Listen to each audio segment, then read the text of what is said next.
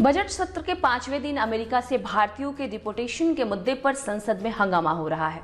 सुबह 11 बजे कार्रवाई शुरू होते ही विपक्ष ने इस मुद्दे पर चर्चा की मांग की। विपक्षी सांसदों ने सरकार शर्म करो के नारे लगाए। इस पर लोकसभा स्पीकर ओम बिरला ने कहा कि आपकी चिंता के बारे में सरकार को मालूम है, ये विदेश नीति का मुद्दा है। उधर राज्यसभा में भी हंगामा हुआ, जिसके बाद लोकसभा और राज्यसभा की कार्यवाही दोपहर 12 बजे के लिए स्थगित कर दी गई।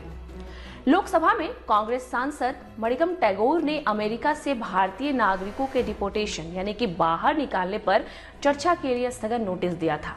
टैगोर ने कहा कि 100 से ज्यादा भारतीयों को अमेरिका से बाहर निकालने पर पूरा देश हैरान है। यह मानवाधिकारों का उल्लंघन है। सरकार इस पर चुप क्यों है? भारत ने इस अमानवीय व्यवहार की निंदा क्यों नहीं की? संसद का बजट सत्र शुक्रवार यानी कि 31 जनवरी से शुरू हुआ है। पहला सत्र 31 जनवरी से 13 फरवरी तक और दूसरा सत्र 10 मार्च से 14 अप्रैल तक होगा। बुधवार को दिल्ली विधानसभा चुनाव की वोटिंग के कारण सदन की जो कार्रवाई थी स्थगित रही थी। कांग्रेस सांसद मनीष तिवारी ने कहा कि अमेरिका से निर्वासित और अमृतसर लाए गए भारतीयों के साथ किए गए अमानवीय व्यवहार से मैं बहुत दुखी हूँ। वे अपराधी नहीं है। उन्हें हथकड़ी लगाने, घंटों बेड़ियों में जकड़ने और हथकड़ी में बंधे हाथों से खाना खाने के लिए क्यों मजबूर किया गया? जाहिर है वे अवैध रूप से घुस आए हैं। आप उन्हें वापस भेज रहे हैं। भारत सरकार उन्हें वापस ले रही है, लेकिन कम से कम उन्हें गरिमा और सम्मान के साथ तो वापस भेजे।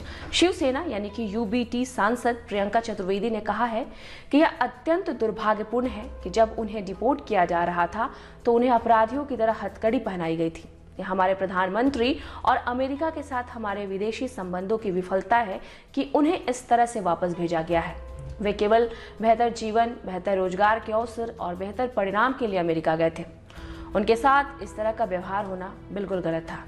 दरअसल अमेरिका ने बुधवार को नई इमिग्रेशन पॉलिसी के तहत 104 अवैध प्रवासी भारतीयों को जबरन डिपोर्ट कर दिया।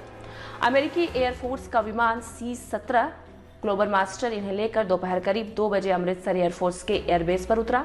इनमें पंजाब के 30, हरियाणा गुजरात के 33 लोग शामिल थे। इनके कुछ परिवार और 8-10 साल के बच्चे भी शामिल थे।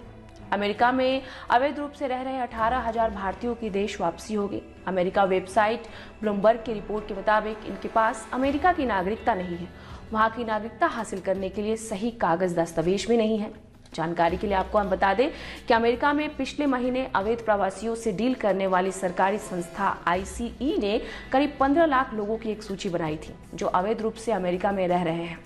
18,000 भारतीय इसी सूची का हिस्सा है। अमेरिकी सरकार के आंकड़ों के मुताबिक 2023 में 3,86,000 लोगों को H-1B वीजा दिया गया था, जिनमें से लगभग 3/4 भारतीय नागरिक हैं। तो ये थी देश दुनिया की बड़ी खबर जो हम अपने चैनल के माध्यम से आप तक साझा कर रहे थे। आगे और खबरों के लिए आप बने रहिए हमारे साथ। मैं थी आपके साथ सृष्टि।